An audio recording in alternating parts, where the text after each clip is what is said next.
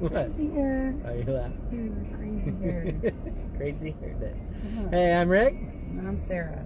And we are Above the Dash. Did you have a good Thanksgiving? Perfect. Perfect. That's awesome. I had my granddaughters from Friday through Thursday. So it's been a busy household, that's for sure. Crazy, crazy, crazy, crazy. So, what did you do exciting? Nothing. Nothing? Nope. Not a single thing? No, I shopped on the phone. I didn't do anything exciting. Put my Christmas tree Did you go lights anywhere for Black Friday? No, I You didn't. didn't physically go anywhere? I did not go anywhere. I shopped online. Tell us what you did. What I did? Yeah. I didn't do much of anything. Oh, no? Did you go shopping? We did actually for a new couch. Oh, yeah. That's awesome. I went all over the place. All over the place and then back. And of course, the one place we weren't going to go, which was the very last place, is where we ended up buying it from. So. Oh, that's great. It's all good. So, Appraisals. I actually saw a news release today. I'm not 100% sure where I saw it from.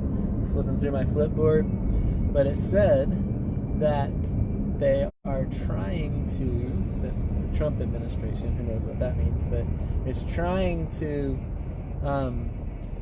reduce the number of appraisals that happen on properties. So right now, apparently, I didn't know this, but right now, for any property that's under, I think it was 225, 275, somewhere in that range, to something, you don't have to have an actual appraisal on it if you're not going to sell it. Look at it. It's like zooming in. What? See it? You don't have to have an actual appraisal on it if it's not going to be sold to Fannie Mae or Freddie Mac, and it's going to fall when I take off. And so no, you don't. It's not. And we have Stay proof. on topic. And we have proof. I can make it stop fall if you want me to. But anyway, you don't have to actually get an appraisal if you're not going to sell it in the secondary market. So if the bank is going to hold your note and keep it and not sell it in the secondary market to Fannie Mae, Freddie Mac, or if it's not an FHA loan or a VA loan, they can basically do what's called a desktop appraisal. They have anybody do it, really, any competent person. It doesn't have to be a licensed appraiser. So it can be like a realtor, it can be an appraiser, an attorney, anyone can really do it. And it's called a desktop appraisal. They want to increase that amount to $400,000. That will definitely affect us, for sure. Again, this is only loans that aren't being resold or VA or FHA loans. But let's talk a little bit about the appraisal itself for those of you who don't know how the appraisal works. So it's like basically conventional. Conventional that they're keeping in-house. If they're selling conventional in the secondary market, or if it's a conforming. Right. I didn't hear you when you first explained it. Yeah, a conforming. If it's a conforming conventional, then it has to also be appraised at that point. So only non-conforming conventional. So loans that you get directly from the bank, basically, is what it is. That said, talk a little bit. Why is it limited? You would have to ask Fannie Mae, Freddie Mac, FHA, and VA. Okay. Why that's limited. Why are they going to open it up to just that? That's what it should be anyway, shouldn't it? I mean, if the bank's lending their own money, who cares if they do an appraisal or not? So it's just taking the government out. Pretty much, yeah. Any loan that doesn't involve the government, they don't have to. They're not mandating. Record video.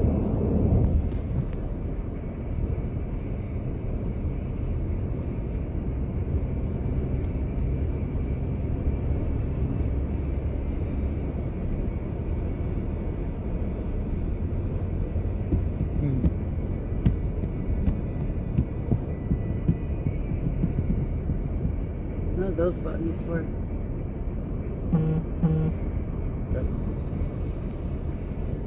Okay, so it said it would connect those two, and it would connect to this live broadcast. We're back. Sorry about that. Hit a dead zone or something. You mean AT&T hit a dead zone? Every once in a while. I mean, the phone didn't fall. AT&T dropped us. don't know what is going on. Why are you slamming on AT&T? I mean, because you're always slamming on my T-Mobiles. Your T-Mobile that doesn't I'm work just in saying, Massachusetts. we have proof doesn't now. work in Massachusetts. We have proof now. So anyway, back to what we were talking about, the appraisal. When the government is not involved, there's no reason the bank shouldn't be able to do what they want. But that's a whole political discussion for later. Right. But as of right now, Dodd-Frank had made it so that they had to get an appraisal.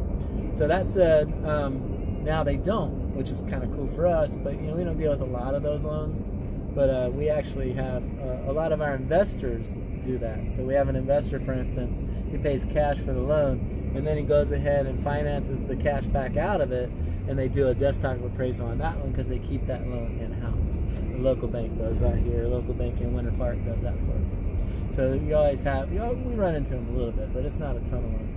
Now let's talk about the actual appraisal itself. So every loan, typically, especially when it involves the government, requires an appraisal. The appraisal can be our worst enemy. Because basically, what's market value of a property? What a person will pay for it and what a person will sell for it. Right. And so who's to say anything else? Now, the purpose of the appraisal is because long ago, not so much anymore, but long ago, two people would get together. We'd say, hey, Sarah, you got that property listed at $100,000. I will give you $200,000 for it. The bank will give us a loan. We'll split the extra $100,000. You take 50, I'll take 50, and then we'll just walk away from the house. Now there's a $200,000 loan on a $100,000 house, and they have to foreclose. The bank loses $100,000. You and I put $50,000 in our pocket, and that is mortgage loan fraud. And that is why mortgage fraud is why they make you get an appraisal, to avoid the fraud. So that said, the appraisal process is you get a contract, so you go get qualified for your loan, right? Right. And then they come out and they literally do an appraisal. So on VA and FHA, they also do a little, they have to make sure the house is inhabitable, right? So they do a little mini inspection. It's not a full inspection, but they make sure that you have floors. They make sure you have appliances. With no rust on your garage door. Personal pet peeve there. No rust, no dry rot, no termites, anything like that. That the house is inhabitable and it's not going to fall down in a couple of years, to protect their investment. A conventional appraiser doesn't typically do that close of an inspection, but in a conventional, they're usually putting 20% down anyway, so they're not as concerned. So in a conventional loan, the conventional appraiser will just basically do a valuation. They do it very similar to how we do a CMA. They basically look at all the solds in the neighborhood and they compare it. They compare the two properties. They add, subtract, depending on comparing the properties, and then they come up with an end value. Now, when all goes smooth, no problem. But what happens is things often go bad when the appraiser is involved. So all of a sudden, we have an appraiser involved, and let's say the property was sold, the buyer and seller agreed that the value was $275, so they go ahead and they have a contract for $275. The appraiser comes back at $265. So what options do we have at that point? The seller can reduce the selling price. So that's $10,000 out of their pocket. The buyer can bring cash to the table. So that's $10,000 more out of their pocket that they were planning on financing. The deal can be done and it can be relisted. Yeah, you can walk away from it. What else? And they can meet in the middle somewhere. Like the seller could sell for $5,000 less, and the buyer could bring $5,000 more. The buyer can bring some cash and the seller can reduce. This is always, almost always, a contentious process. Almost always, tempers are flaring, emotions are high, because unfortunately the appraisal doesn't happen the first day. I mean, you do the contract, and then you do 7 to 10 days. You do the inspection, fight that out, you work through that, and now you're like, hey, everything's great except the loan, and then bam, all of a sudden, 2 weeks before closing, it doesn't appraise. Everyone's got all their stuff packed up, they're all excited, they're getting ready to move, and the appraiser has way too much power. Now sometimes, you know what, the contract's too high and the appraisal's right, but if it's within a few $1,000s, come on, man, really? You're gonna kill the deal for that? But then the appraiser also how many times have we had an appraisal done and the appraiser is from Orlando or Tampa or Palm Coast or something like that, and they're coming in to appraise a property in Deltona or DeBerry, so you don't even have a local expert doing it. So I mean, what's the point of that, right? So basically, all of a sudden you've got someone who doesn't know the market. Hi, Tim. Tim? Tim. Oh, hey, Tim. So all of a sudden you have someone who doesn't know the market. You missed the entertainment already. Sorry. You're going to have to go back to the beginning of the video. And we have proof that I'm right. What is this thing? Sitting at my desktop, eating popcorn, listening to you two drop knowledge. Heck yeah.